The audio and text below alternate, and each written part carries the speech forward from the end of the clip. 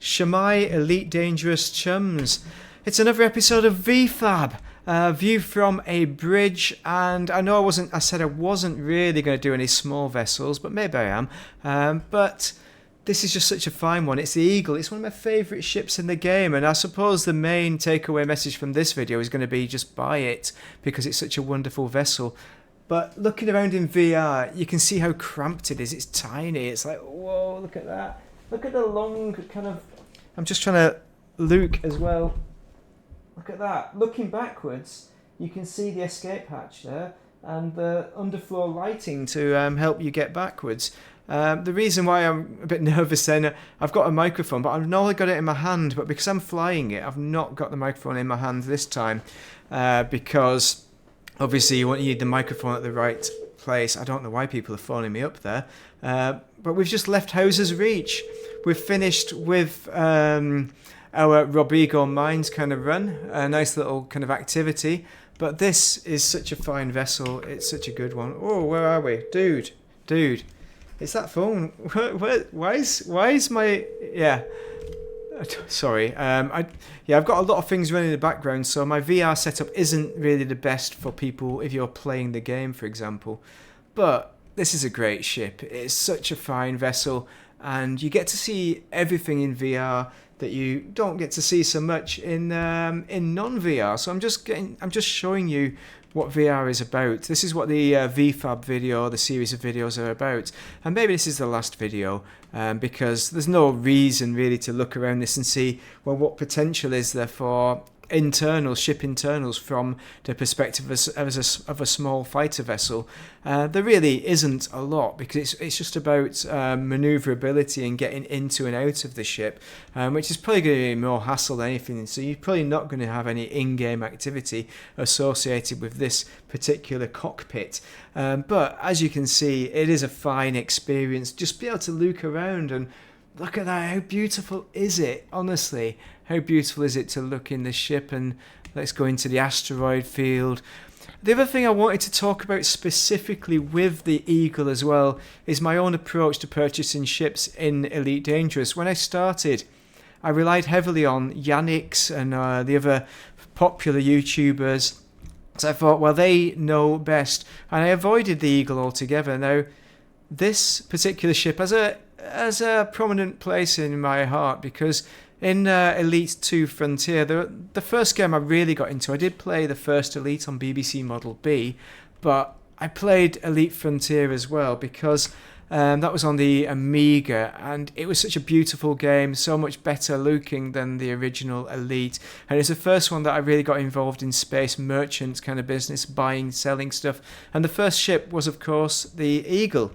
Eagle Mark II was the first ship in the game, which is why it's got this green colour. It's exactly the same green colour as in the current game, Elite Dangerous.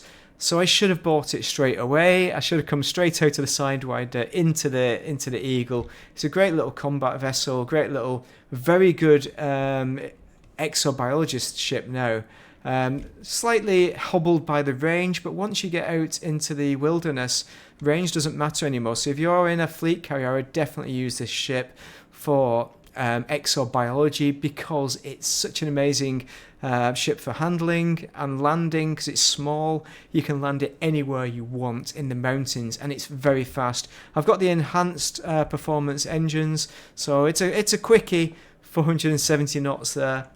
Pretty damn quick, but it's got the best balance of quickness, speed, and manoeuvring, of course, which makes this such a dream for the asteroid field.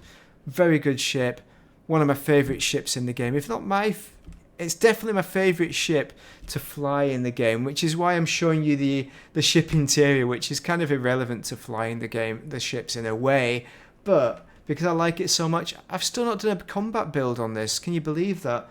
I don't think I've done, maybe I have done combat, but I've not done it seriously. I need to do a serious combat build one day in the Mighty Eagle, one of the best. I'll never do AX, because I'm not good enough at AX, but just standard kind of combat, just against some minor pirates. I could do that. We could all do that. What a ship, what a dream to fly, what a dream to experience, and what better way to experience it than in VR. So And that's the main take-home message from these videos: is if you don't currently have VR in this game, you need to get VR. Get the VR set up as soon as you can afford it, because it is a dream, especially in things like if you're into combat. Then I would say that is the main one for getting into VR. Exobiology to an extent. I've not done a lot of it in VR, but the main problem is as soon as you're on foot. But if you're in this particular ship, I should be doing exobiology, shouldn't I? Then you get out of the ship for a very small amount of time, so it is manageable in VR. It's annoying, I know, because you don't have proper VR when you're on foot, if you don't realise that already. But this ship, just buy it, because it's a marvellous ship to fly. Buy it for the experience. This was the 14th ship I bought in Elite Dangerous, and that was before I started buying duplicate ships, so that is ridiculous. I should have bought that a lot earlier for 37.5 grand if you're buying it with discount at Shimrata Desra, which is where I felt I bought this ship. So that is VFAB. Maybe this is the last VFAB. I'm not sure how I'm going to position it yet.